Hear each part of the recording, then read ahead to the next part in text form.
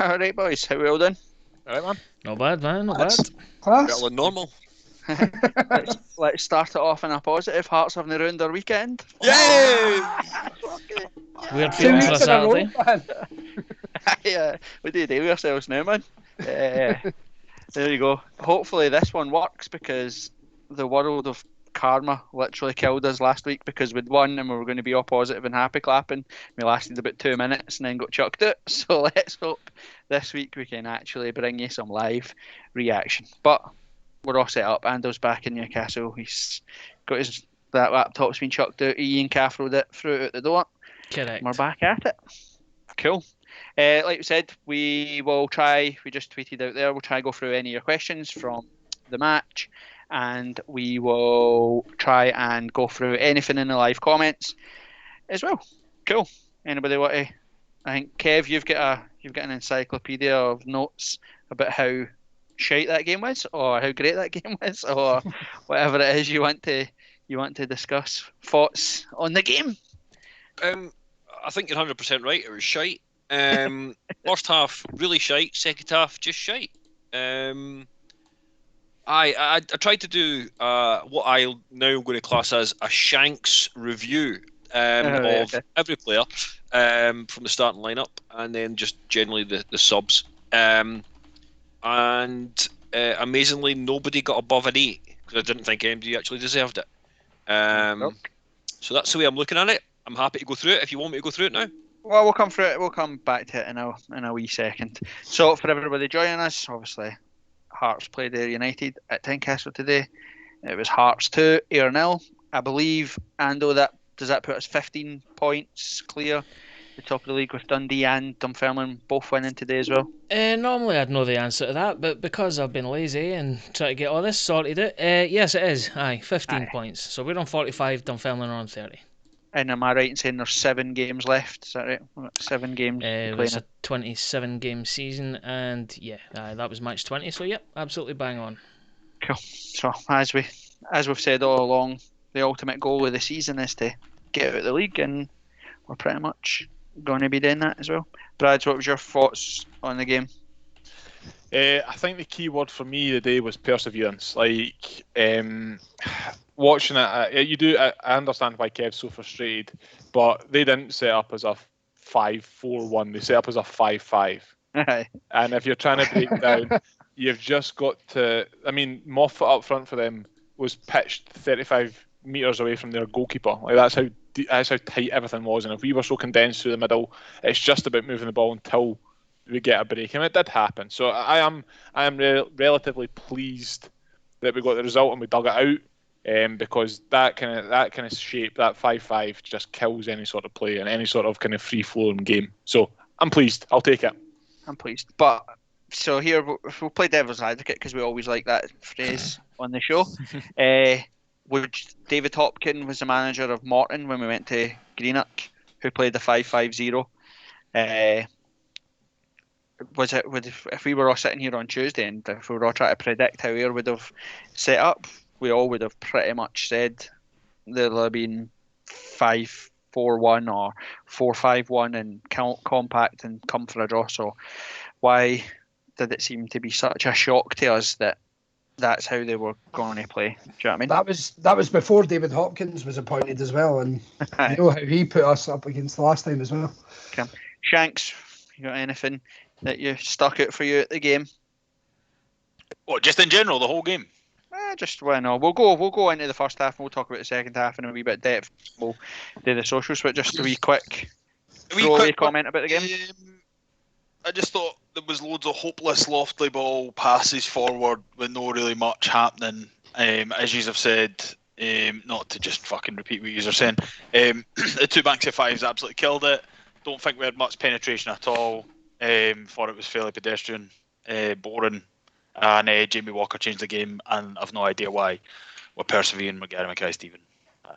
There are things we'll touch on as we go on. Ando, overall, you missed Dundee last week. We told you we were absolutely sensational up until the penalty. Now, do you think that we're a bunch of lying arseholes? Yes. That's fair. The only, and again we'll cover it in more detail, but if it was a newspaper headline, I had to sum up that game in 3 words, then it'd be possession without penetration. It's just, I'm happy that we got the 3 points in the end, but you know what? Nah, it's still below the standard that I expect, and maybe I'm judging us too harshly. But again, without going on a rant, we'll cover it shortly.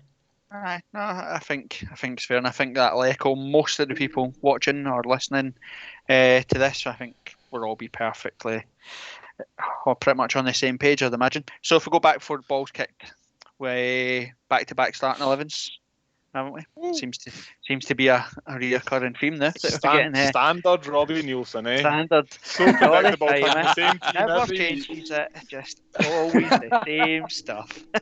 So, we played Gordon, Smith, Popescu, Halkett, Kingsley, Irving, Halliday, McInnes, Gary Mackay-Stephen, Nando, and Boyce. We set up in the much heralded, much hyped, and praised 4-4-2 diamond that everybody was talking about last week and saying how great we were. And Barry Anderson did his stats about how Hearts are winning this league so comfortably, and we're going to have the best win percentage of any team since the last time we were in the league, blah, blah, blah. And after 25 minutes, we reverted back to 4-2-3-1 because we hadn't a clue how to break down Ayr, who played 5-4-1. So just before we go, I think we've See, when you touched on say it. it out loud like that, it sounds ridiculous. It's like we're all sitting thinking about it, but when you actually say it out loud as a sentence and you just go, "What the fuck, man?" Sorry. It's ridiculous. I know it is ridiculous. I think we'll all be on the same page that maybe we say, Ando says it every week, and we all agree that you never change a winning team. So I don't think any real shocks with the starting 11. Maybe the arguments Walker versus Gary Mackay-Stephen potentially. If you're going to stick to the defence, Gary Mackay-Stephen, we set up Nando for the second and had one of his more livelier games last week. So, aye. No shocks for me with the starting 11. Were you guys anything you would have changed? Not in hindsight, just before the game. Just Before the game, GMS. no. I would have kept it the same. I get your point about GMS, Brads, but I don't know. I still want to. When it gets time to a Saturday, I just want to give him that game and say, right, one more chance, right? And Doing that for 2 months. I know, but this is he's fast becoming my new Liam Boyce character, isn't he? So I'm gonna give him one more game. The next one, if he doesn't score a hat trick, fuck him. Yeah, you get This on is, the this bus. is going back. You've seen this before, Ando, and I know, but you've caught out by- but it happens though, doesn't it? It's like I called Boyce an Oh. arsehole and said he was shit, and then all of a sudden he starts banging in the goals But and at went least to a wee purple patch. Done in us a your favour. defence, though, Ando, at least Boyce had at least shown us something, in which is why we were argued with you. I don't think you'll find a Hearts fan that can realistically argue with you that Gary Mackay-Stephen has contributed anywhere near what we would expect. Let's also rewind and bear in mind. Rewind and bear in mind. Yeah. Spitting beats now that we're live on YouTube. You know what? See if you're coming out with the corny phrases, you need to be the one to tell people to smash that subscribe button. I'm not doing it. I'm not doing it. It's for you. We need the nuclear bomb explosion anyway. But aye, let's remember this was Ayr United at Tynecastle in the Championship, and he's not impacted the match. So you look at where Hearts as a club is and where our ambitions lie. Well, might as well talk about it because it's here, and there was nothing real of note happened in the first half. There's a couple of chances that we'll talk about, but Gary Mackay-Stephen, probably the takeaway thing from the first half is he just doesn't even look interested, if I'm being honest with you. He doesn't. If you look at Boyce but never stops running. Never ever stops running. He's a constant nuisance. He'll chase onto defenders. He'll come short. At points he was even in our box defending breakaways and all that sort of stuff. He just constantly never stops running. Always wants on the ball. We've said it before as well. McInnes, since he's came in, always shows, always lively, always wants the ball. And I know Hearts fans, he's a divisive character that Hearts fans seem split on, but same with Andy Halliday. Never stops running, never stops wanting on the ball. And before we came on this, Brad's made a good point about Irving because Ando had said about, he just didn't look, his head wasn't in the game in the first half or whatever. And Brad's made a good point about, well, Aye, he made loads and loads of passes that weren't connecting. They were going out of play. They were a yard too short or a yard too far in front of. But he never stopped looking, never stopped getting on the ball, never stopped trying to play those passes. And then you look at Gary Mackay-Steven. Genuinely, can anybody tell me what he did today? Or even best Dom did controlled it. the ball about 4 or 5 times. He's not So- even like. Aye, Brad, go. So he's only riding this kind of wave on his reputation of his name. Genuinely, if you look at game to game, Elliot Freer has contributed more than GMS has, and yet we've absolutely destroyed Freer for being pish, and GMS rides off this kind of wave of reputation that he's a good player. Aye, exactly. But then even if you go right back to the start of the story with Gary Mackay-Steven, he had a couple of efforts where he missed a sitter. He missed a sitter in his first game, not a sitter, but a semi-decent chance. And then he missed a chance against Queen of the South away, and he's obviously missed a sitter last week in that. But he's not even had an attempt on goal today. Nothing, absolutely nothing. And the other thing as well that I find annoying is that the guy that changed the game, as Shanks rightly said, is sitting on the bench. He comes on, gets 20 minutes, scores, changes the match, and Gary Mackay-Steven, for those 70 minutes that Walker was on the bench, got to try to play in the 10. He got moved to play left wing. He got moved to play right wing. Why? Like, he seems to be. It was the same with Naismith as well. Somebody that's underperforming seems to get the freedom for Robbie to try in all these different positions. But as soon as someone else makes a mistake, Castanier, for example, Castanier comes on, he's had a direct contribution in Walker's goal. He had a good save for the goalkeeper. He made one mistake. Well, not one mistake, because he's not been anywhere near good enough either, but he made that mistake where the ball went under his foot. I think it was against, is it Dunfermline at Tynecastle? Yeah, And was got subbed off, instantly subbed off. But Stephen Naismith got to play in 5 or 6 different positions. So, Actually, that's what a do you good do with point. Gary Mackay-Steven though? Good point to jump in though. So Flynn Hogg on the live chat has asked, just because you brought him up though, thoughts on Castanier's assist. So Aye. I thought it was good from him, to be fair. Jake, you been it? Well, if he didn't, then I we've got a don't real know. problem, because he headered it back the way when he was in front of No, it's just I was listening to when my old man was watching the sports scene results. Brian McLaughlin said that he mistimed his header. I was like, I don't see it like that. I think he meant it myself. But Missed his header in the wrong direction. in the wrong aye, direction. exactly. Fair enough if I hit the back, he's either the side he's It's but he a actually. reverse header. It's fine. Yeah, he's knocked it back like. But anyway, well, whether he meant it or not, I still think it's a contribution more than Gary Mackay-Steven did. So, Ando, if you were Robbie, based on what you've seen so far, what do we do with Gary Mackay-Steven? Because he's on a contract. He's here next season.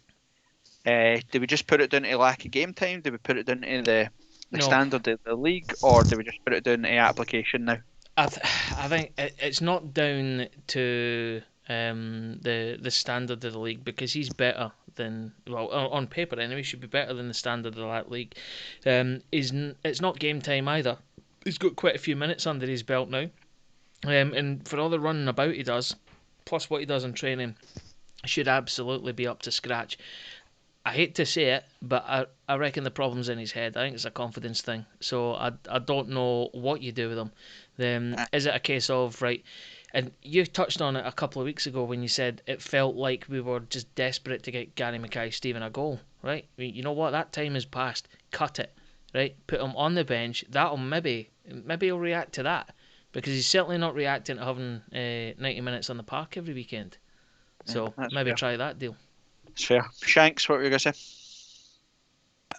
Strange one. Is he intimidated by Kingsley behind him when he's playing out wide? Is Kingsley he's such an attacking fullback that maybe that's why we've drifted him into the middle and we're trying to play him out of position? I thought today he looked a lot more confident out wide than he did in the middle. As Tam said, he still absolutely shanked it a couple of times where just simple passes. And then that one on the 45th minute that was floated into the back stick and he just let it drift over the byline. It just looks down in confidence, and I think we need to be consistent and say, look, this is where you're here to play. You can't play him 3 positions in one game, but I don't know. Is the Kingsley thing a factor? I actually think Shouldn't both, do. but you've also picked the wing back that I actually think doesn't attack anywhere near enough. If you said Mikey Smith, I would have said absolutely. But my biggest gripe with Kingsley is he doesn't support Gary Mackay-Steven enough. And Mikey, what's look at interesting Mike. is I've written down Smith had a quiet day in the day, and I thought that Kingsley pinned in a Wait a couple minute, of wait a minute, decent wait a minute.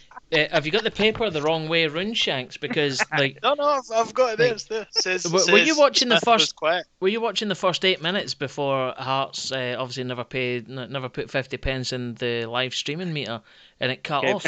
He had a couple of crosses in the first couple of minutes when we had every man forward.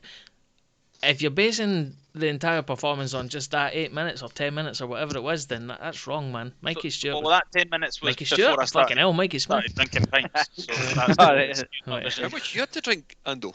I had Stewart. a couple of vodkas, and I'm on this very fine number, and this isn't a paid thing at all, but it's a bottle of Newcastle Brown Ale. It's lovely. I was going to say, are we going for a word from our sponsor, are we? No, we need to Right. renegotiate a deal with those guys because they don't pay us enough to get the sponsors' wares on our live broadcast. So, if anyone wants to advertise on our live streams, get in touch with the website. It's on the screen. I Sam, can't what wait were you for gonna say? Whiplash Trash to get in contact with us. That's fair enough. Not against that. I'm into that. No. Right, All I was going to say, just when you spoke about the bad stream, it's just for Jake Loudon's comment on Twitter saying that our stream is much better than the Hearts TV stream. So I'll take that. Well, that's We'll good. take that. Because full disclosure, I thought I'd fucked this when we first came on because it gave me a warning that the audio bitrate was nil. So I had to ask everybody in the group chat, after 6 minutes, can you actually hear us? And they said aye. So we're all good. So, Right, first back half, to the game, aye. so first half, really the only thing there was three things that stood out for me.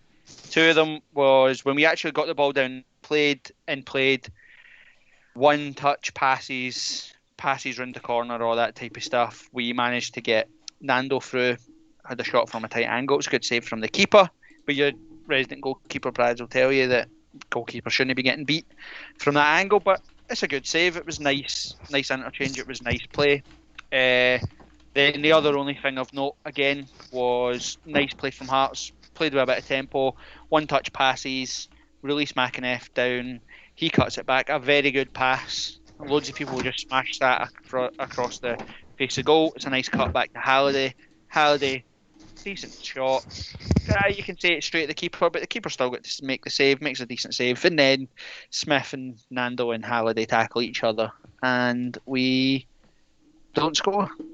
that was about it. Brad's, any thoughts on is it poor finishing, or are they putting them down to good saves for the keeper? The Nando one, he's never going to score. Any keeper worth their salt saves that from that angle. There's no way in a million years. Even I would have saved that. Halliday has to burst on it. Even his first one, I noticed on his weak foot, it goes back down the throat, and then I like that the three of them are chasing the ball down, but it just has to be Halliday going, "Get out my fucking way," right? And then busting in it because he just kicks it into Nando, and it just looks an absolute. But to be fair, I think you maybe mentioned it in the group chat about 4 or 5 times in that first half. Boys were running into each other. Aye, They just didn't know. There was no communication. That would be my third point that I was going to talk to you about in a wee second, was the change of shape and all that sort of stuff. But anyway, I'll talk about that in a second. Kev, what were you going to say? I was only going to say I actually disagree with you, Rod. I think the player that actually hit that one after Halliday's shot on the keeper actually blocks is Smith.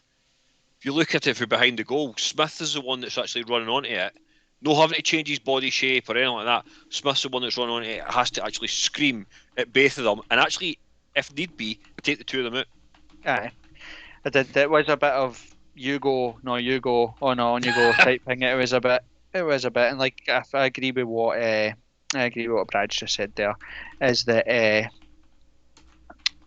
I think Halliday needs to put the ball and Nando and Smith in the net. Like do you know what I mean? If he was properly at, he should have just burst them off. So that was really the only thing of note. One thing that did disappoint me is something that's annoyed me about Hearts for not just Robbie Nielsen, for numerous seasons. Ayr United came, as we said, 5-5-0, not interested in anything other than keep it tight and then hopefully try and grow into the game. And about 30-minute mark, they had one shot that flashed wide or whatever. It was never going in, and it just looked like we become far too wary that they could get opportunities, and then we changed our shape. We went from 4-4-2 diamond back to 4-2-3-1 with Boyce playing in the 10. Gary Mackay-Steven moved out wide, and again, it just seemed to confuse Hearts completely. You know, if you think about, we're training all week long, playing in 4-4-2. Our manager's talking about how great we played in 4-4-2 with the diamond and all that sort of stuff. And you're 25-30 minutes into a match at home against Ayr, who are only here for a draw, and we change shape. It just, like you said, Nando and Smith and Halliday running into each other. There was points where Halliday and Irving ran into each other, and it was just a bit like no one seemed to understand that we'd change shape. So that was pretty much the only thing that disappointed me in the first half. What about you guys? No, I think you agree with everything you said. It's just One thing that sort of stood out for me today that I don't know if anyone else agrees is I was really impressed by Nando, and Boyce had a couple of fizzing shots and whatnot. He wasn't as usual dangerous self, but are they clicking? I'm not sure they're clicking. Nando seems to be kind of linking in other boys that are coming in from behind him, but I don't think those two are quite clicking the magic yet. But see, on the basis of last week, I would have said they were clicking as such, and it was quite a good partnership they were creating. Today didn't work as such, but I suppose that's going to take more than just when 2 games that they've actually played together up top. Well, we've already touched on it there about things that last week we played 4-4-2, and then we talked about classic, and we said on the pod, classic Sutton and Shearer. You know, one goes long, one drops. When Boyce drops to play the 10 and Nando starts to drift, they just drift into they're doing the same job. Do you know what I mean? So it's like you've seen it loads of times there where Boyce and Nando were out wide. Boyce would either play Nando in and he'd be putting balls, Nando would be knocking balls into the box, or Boyce would be firing balls into the box to Halliday or McInnes or whatever when both your boys are there. And again, that's just a consequence of the change of shape and changing the game plan, because obviously what was happening in the first 20 minutes, half an hour of the game was we were outnumbered in midfield. With the shape that we were playing, we weren't getting into the pockets, weren't getting any space, because 2 banks of 5, it's hard to get any width in there. So they did the shanks and tried to play more through the middle, and again that just played in Ayer's hands. So that was pretty much the only thing of note first half in it. Tam, have we had anything on Twitter? Anybody ask us anything on Twitter or anything on the live feed, Andrew? We've got a Tam couple. hasn't looked on Twitter. Aye, because I could just see him No, picking up I'm his looking phone for there. there's no questions. I was It's all just right, checking if there was any. Tam. Okay, it's fine. Tam, my lips are moving. That means I'm still talking. So you just piped No, I in, think right? that was asked first, Ando. So That's no. fine. That's fine. But I responded first, so you just continue reading your phone. Right. So from Rory Mackay, the thoughts on the 2 Andys. Thought together they slowed it down far too much. So many touches. Irvin had the better game, I thought. Another one from Brian Dixon saying he's been moaning about this for months. Gordon consistently tried to get the ball out quickly, only for Smith, Halkett and Popescu just to slow it down and punt it around the back. And that's pretty much all we've had so far, just variations on a theme saying it was far too slow. Our build-up play wasn't snappy enough. Aye, I mean, I'd agree with the both of them. I think, Yep. But that again, that's not a problem that's solely at the door of Robbie Nielsen. This culture, the taking a touch, has been at the club for a long time. This whole, again, it's sometimes I've seen it on other podcasts that have talked about football. This taking a safe pass and the safe thing way is often a reaction to players not being fully suited or confident in the shape. So, you know, they'll often take a touch and they'll play the safe pass, and that's what happens. You see it all the time. Gordon will come running out, get the ball, he'll throw it out as quick as he can to Kingsley. Kingsley will take a touch back towards Gordon, and he'll play the pass to Popescu, he'll play the pass to Halkett, he'll play the pass to Smith. Smith will back to Halkett, and we've went 100 yards to come back to the goalkeeper, basically. So there we go. Shanks, what were you going to say? I was just going to say I want to hand over to Bradley because I think he's got something to contribute here. Well, I don't have anything to contribute here, but if I don't want to sleep in the car tonight, I'm going to have to jump off and go and get my tea. So I'll leave you boys to diverge into the game, and I'll see you all on Tuesday. So See you catch Tuesday. you, lads. See you, mate. Bye. Bye-bye. See you, Brad. Bye. Right, Tam. I do have something to contribute. I actually think Andy Halliday had a better game than Andy Irvine. I think so too. I'll let you debate that out, but I thought he was, in terms of the first comment that we had, I can't remember the name that you said that, but in terms of the slow play, I thought Andy Halliday was always the one that was looking for that forward pass, so I thought he was a lot better, to be fair. But to be honest with you, I think Andy Irving as well is asked to sit at the bottom of the diamond, is asked to sit in and to do that deep thing anyway. So you're kind of comparing apple and oranges there. One of them is meant to just sit and be deep, and the other one is supposed to get on the ball. So but I agree with you. I don't think. Again, I'm a bit disappointed with the change of shape purely because I like the dynamic of Irving and Halliday last week, with one sitting and the other one running. And again, the other positive, and I tweeted it, was one of the good positives in the first half was Halliday's runs. They were, like come second phase, cutbacks and all that sort of stuff. So we can be happy with that. But again, the slow play is something that's been a problem at Hearts for seasons upon seasons. It's like the whole Arsenal thing of trying to walk the ball into the net, though. Do you know what I mean? Like it's just that's fucking annoying. That. Like, urgency to just somebody have a moment of magic, take a shot, something like that. You know what I mean? But I'll disagree in that sense, is that Arsenal do that in the opposition box. They play those type of things all the way up the field. We don't. We literally play. I would guarantee you, my house, Popescu and Halkett touch the ball more than any players in the Hearts team. It is just constant side to side. Andy Irving will drop deep, pass it back into Popescu. Popescu will one touch, pass it back to Irving, and we've not went anywhere. It's like, what's the point? What is the point in that pass? All you've done now is that Andy Irving is now facing our goal with the ball. And that if you were Ayr United and say, where do you want Hearts? You're going to say, well, you want them 10 yards inside the rain, half facing the rain goal, because we're not going anywhere. So it's boring. Kev. It's exactly that. And we spoke about this, and McInnes, in my opinion, didn't have the greatest game today. I didn't think he was as influential as he would normally be. Normally, I've always said that he always looks to try and take the ball where his feet and his body position is in a position to actually move forward. But when you look at Popescu, sometimes when you look at Halliday, sometimes you look at Irvine, they're so square because they know they're going to get that side pass, and all they're really going to do is just like make another side pass. Yep. There's none of this moving your body so that you actually move forward with the ball, and that to me makes it pedestrianised, and that's the problem.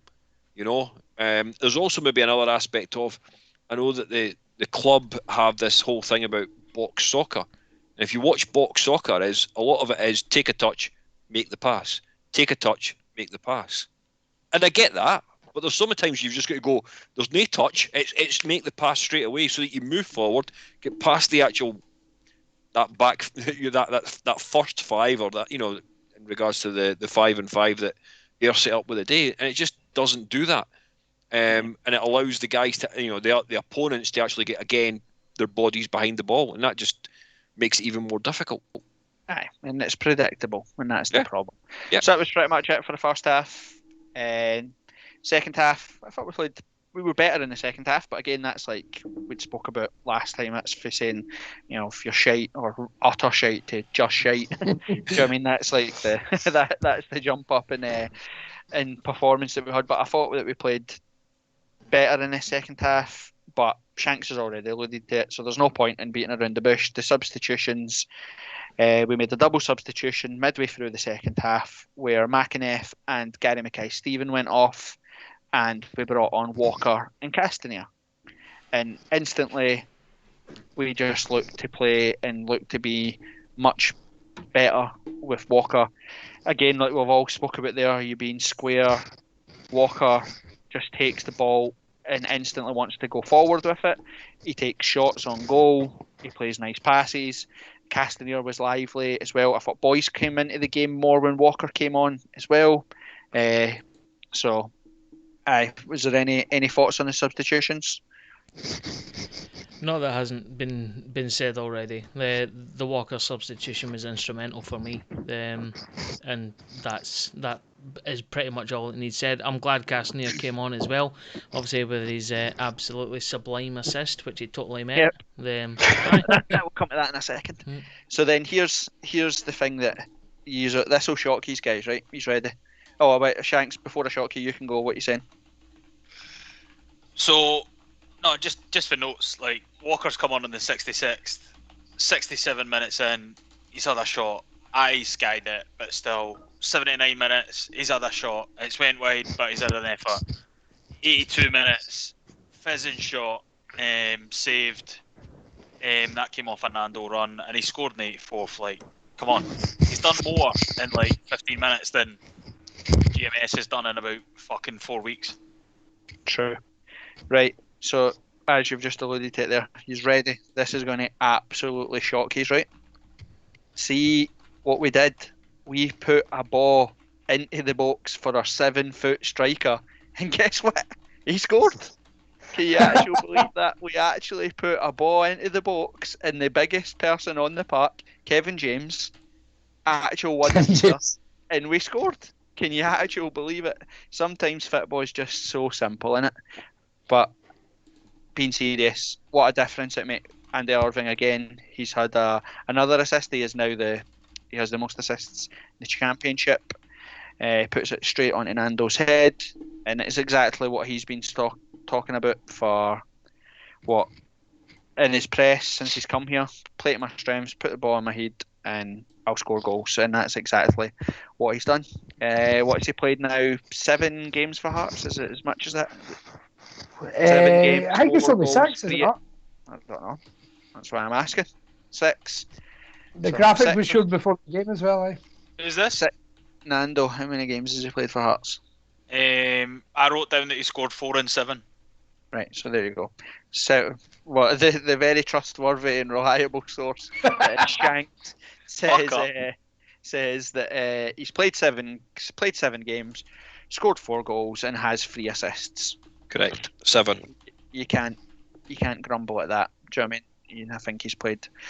I think now that he's fit and we are trying to play to his strengths, we're starting to see the absolute best out of him. So I was pretty chuffed with that. Then again, spoke about there, as Shanks had already touched on, the instant impact that Walker makes. He has his first touch of the ball is a cutback. He takes a ball. He should bury the net, but the thing that is more impressive is when you come to his goal later on, is he again doesn't shrink or stop showing for the ball or whatever. He just wants to score again. So then what is it? 84 minutes or whatever he gets the goal in it. It's about that, isn't it? 82. 82. No, 86. Sorry. Aye. So there you go. Do you know what I mean? So he's on the pitch for 20 minutes and he's scored and had 2 of our best chances. The Walker goal, we're talking about it. Is that a mistimed header from Castanier or is it an assist? I'm going to mistimed header, personally. Genuinely. But not mistimed header. I just think he's messed it up. He looked raging, even when he seen Jamie score. He was fucking fuming that he'd made an absolute heart set. and then I got abuse in the group chat for saying that he hadn't gave an assist. I thought he fluffed it, but fair play. Look, I'm no bothered. Jamie's had an absolute belter of a goal there in class. Your pal Jamie. Your pal Jamie. Yeah, friend of the podcast. Can I also just chip in and say... I think it's a proper assist. I think he means it, if I'm being honest with you. I think he does. 100% he means it. 100%. He's looking at Jamie Walker when he headers him. If it's a mistimed header, it's the worst timed header that's ever been. What was he trying to do? Was he trying to swerve a header in or something like it? Try to go Back to the Future or something. Aye. Tam, what were you going to say? It was Shanks that was going to say something. Shanks. Oh no, I was going to say nonsense. I was going to say that the Ayr United coaching staff jackets are not slimming in the slightest. I thought Davy Hopkins looked bigger than me today. So Davy, get yourself sorted out. That's why it's not worked out for you, mate. Right, Sam, you got your wee hand up. What you got to say? To be honest, it was just to echo what you were going to say. Like, see, as soon as Jamie Walker came on, like, it was always everything he does is looking towards a goal. Like, he doesn't try to back pass, side pass, anything like that. It's always that front facing sort of thing. So, it was obviously it's good that he has. The only thing I would say is Kev mentioned this in the group chat earlier, where he said, "Do you reckon he can last 90 minutes?" What's the thoughts on that? I don't understand that comment, first of all, but go for it. Well, it doesn't matter. He's done enough to merit the opportunity to last 90 minutes. I think that that's the best way to put it. Is Gary Mackay-Steven has had 4 or 5 now attempts to last 90 minutes whilst Walker sat on the bench, and Walker's come on and scored the winner against Dunfermline, the win against Morton. He scored a goal at the end of the day. So there's, I think we're at a stage now where he has to get that. The last game it was comfortable, unlike Dundee. We've seen the game out pretty well. Nando, keeper made a good save for Nando, and then keepers made a good save for Castanier. That was pretty much all she wrote in it. Is there anything, Kev? I know you've taken some good notes. Do you want to talk us through what you've written down before we jump to the live's comments and if there's anything on Twitter? Happy to do so. So I put Gordon, F all to do. I've given him 7 simply because it is his 200th appearance for the club, which I think is an amazing achievement. Given that I think somebody said today that it was like 17 years ago that he actually started playing with us. So it's an amazing achievement to actually go through that. So yeah, congratulations, well done, Craig Gordon. Actually looking sexier now than he actually ever did in a Heart shirt. So well done. I put Smith, sloppy at times, but got forward, could have scored and should have scored by battering Nando and Halliday out the effing road, and I gave him a 7. Only for the point of view that he always gets 7. Popescu, again, sloppy, swap with Halkett, not a great performance, 5. Halkett, again, didn't really set the header alight. And I think this season he's not really set the header alight. You can tell me I'm wrong if you want, but I don't think MD's going to. I'll give him 6. And then Kingsley, again, not the greatest game from him. Did look like he wanted to get forward more often. 6. Again, MD want to argue that point. We'll argue once you're finished. Oh, yes, we're going to get argues. Let's love it. Irvin, great vision. Shame others don't share it. Very side pass heavy in the first half, but maybe didn't have as much movement up front. I've given 8. Halliday, very much like a sheep. Runs into the same channels as others do, but should have scored. 7. McAneff, not his greatest game, as I said earlier on. Looked at 7s and 8s at times. Too often made the same run as Halliday. 6. GMS, 4. Boyce, just didn't simply put anything about GMS. Boyce, solid without being great. Had a few chances. 7. And then Nando took a bit of time to get going. Comes out wide and offers us something completely different. Solid header, 8. I'm happy to go through the 2 subs, which I put. Walker gave a hell of a lot more than GMS, so 7. And what a cutback. There we are from Castanier. Decent. Shanks, what were you going to say? I was just going to say, Kev, 2 things. There was 3 subs, and the other thing was I'm going to stop posting my post-match comments in the group chat before we go live, because Kev just fucking hoovers them up and then wants to post it in his own part there. I've got Andy Irvin, decent vision. No, I think that was solid. Well, good shout for Gordon, giving him a 7 there. Was really impressed by Nando today. I think we've given him it tight a couple of times, but you've only got to look at his record. Strong. I thought his feet were actually quite good today as well. Never really put much wrong. So overall, happy going forward. Middle of the park was a wee bit weak for me, but 2 points. Ando, were there any comments or any questions from the live feed that we'll wrap it up with? Just a couple. So, Chappie1874 saying Jamie Walker will and must certainly start next week. A couple of comments strewn through the thing from Graham Smith. I'm not sure if that's the same Graham that's on the Big Hearts every week, but if it is, Well, if it is, welcome. He's saying, I think Kingsley, Smith and Halkett were well aware of Popescu's weakness, and that affects the dynamic going forward from the back, and then also when we're defending as well.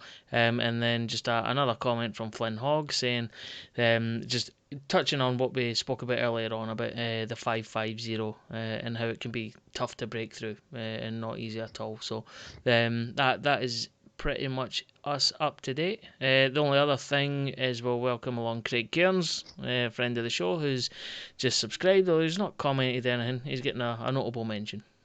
Well, we can end it. We can end it on that before we go. Before we wrap up. But for me, if I was to pick an area I'm most worried about with Hearts, and we need the biggest drive for in the summer, it's Halkett and Popescu. Neither of the two of them are anywhere near the standard that Hearts need.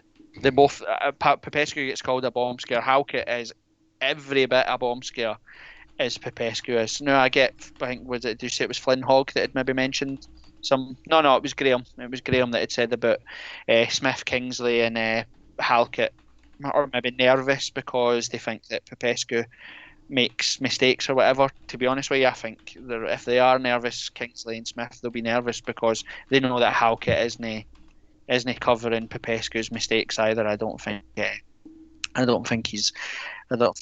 answers. Kev. Just a shout in regards to Halkett. So Halkett last year was actually one of our better players, yeah, and I don't think any of us will say differently. Is the fact that Popescu's beside him bringing him down to Popescu's level, or is it just the fact that the guy's actually lost all faith and just confidence is just absolutely drawn out on him at all? I don't know what's everybody else's thoughts. I know we want to try and wrap this up, but just a quick question. I've gave my thoughts on the two of them, so anybody want to take it? Good. It's all right. I'm too busy. Boys, go Sorry, get your beers. apologies. I'm too busy replying to Graham Smith in the chat because apparently it's not Graham Smith that joins the Big Hearts every week, but Oh, Brian I was gonna say Dixon. it's Graham D that joins the Big Hearts every week. So Well, that would have been good 3 minutes ago, Tam. But the other Graham thing Smith, is, why don't you come and meet Graham D? It'll be a right laugh. and Brian Dixon in the chat is actually Bri Pie from the Oh, Big yeah. Hearts chats that we Cool. see every week. So Brian, we'll see you Ta- again on Tuesday. Kev, what was your question? My question was in regards to really long. Halkett and Popescu. Is the fact last year Halkett was one of our better players. The fact that he's playing with Popescu this season, has that effectively impacted on Halkett's progression, and has he now just came back down to Popescu's level? No. put it this way, Kev. Right, we've signed Halkett on the basis that he was one of the top performers for Livingston. Declan Gallagher was always considered not as good as Craig Halkett, but Declan Gallagher is probably the better centre half now these days. You would say, like, I think he's just not as good as people think. Like, really, personally, I just think he's played in that Livy team where they had a solid back five or whatever they played at the time, and he stood out. But in a back four where you're getting attacked a lot, not as much attacked, sorry, he's just not as good, and that's my opinion on him. I personally don't rate him, to be He was honest. also dug shit last year too. There's no point beating around it. He finished 12th. He was absolutely gigantic Best last year. performance And last year. him and people blame Berra. Now we're blaming Popescu. There's one common denominator. Once as a coincidence, twice as a theme. He's been the one consistent through every single shit show that we've had at the back has been Craig Halkett. Every single one. Put him with Berra. Oh, Berra's crap. He's absolutely dreadful. Get him out. Bring in Popescu. Oh, Popescu's absolute crap. Get him out. And no one says, actually, do you Halkett's want better. you want Berra and Popescu next week, Corbett? I would say, you know my thoughts on it. We need a back. We need a back three with Kingsley and Smith. Be careful and what you wish Halk for. it until we get fingered. But aye, Well, that's it. Chappie 1874's just said exactly that Suter will be back soon, so let's see what happens. Aye, until his ankles made the ice break again, but that's I do not want to see John Suter this season. Just there's no fucking leave him in the house. There's no point. fine. So let's end it. Let's end it in a positive. We're now we're unbeaten. 4 games away. 4 Aye. games away. Well, I was looking at this earlier on. So if you assume that with the games in hand, of which Wraith Rovers have 3, assuming that all the teams get 3 points from their games in hand, and bear in mind some of them are against each other, we stand to win the league with 2 games to spare. That's it. So it's not exactly great, is it? So what date is that, Ando? That date is, in fact, no, it's the second to last game. It's the 24th of April, and that's assuming that the 3 points are awarded to everybody that has a game in hand. Bear in mind, Dunfermline and Dundee have to play each other, so Yeah. you give it to the Right. team with the highest points already, and that'd be Dunfermline. But yeah, we'd win it. We'd win it with the second to last game, 24th of April, which Right, isn't magic. Cool. Let's end it there. We've covered everything that we need to. Yeah. The podcast will be back as usual on Tuesday. We'll have it out published hopefully by Thursday.